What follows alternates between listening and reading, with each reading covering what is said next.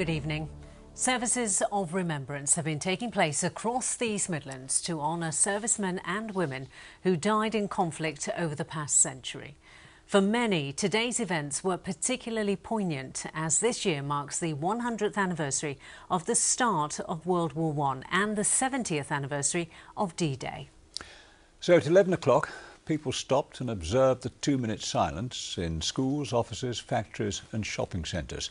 Hundreds gathered at the National Memorial Arboretum in Orrewas for an outdoor service, and children at a Nottinghamshire school marked the day with a display of 11,000 poppies that they'd handmade to remember every life lost from the county in the Great War. Our correspondent Mark Goff reports. Out of the grey skies, a Spitfire paid its own tribute, soaring high above the National Memorial Arboretum. Morning. This was a royal occasion. The Earl of Wessex holds 8 military appointments, among them Honorary Air Commodore at RAF Warrington in Lincolnshire. This was an opportunity for him to chat to veterans, and to them, a royal presence here was important.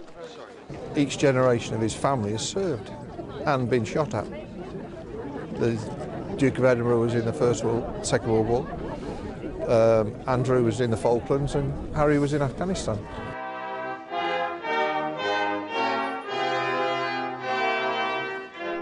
At the Armed Forces Memorial, the Earl read the names inscribed upon it, the names of those who've died in conflicts since the Second World War. And later, he took the salute from those who once served and those who are about to serve.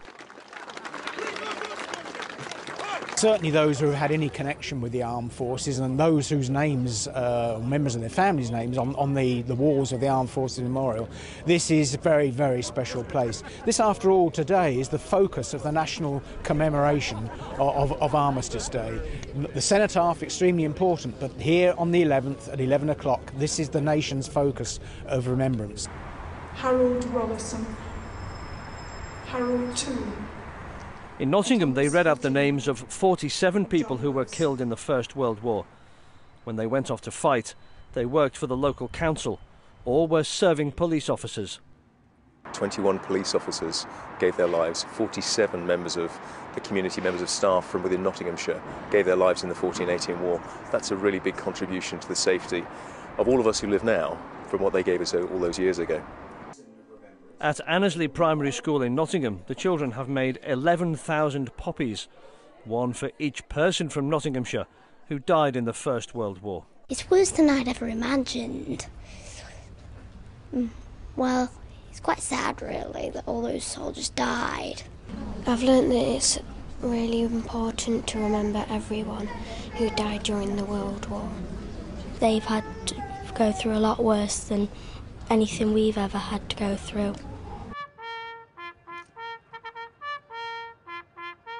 Tributes too in Northamptonshire and Peterborough.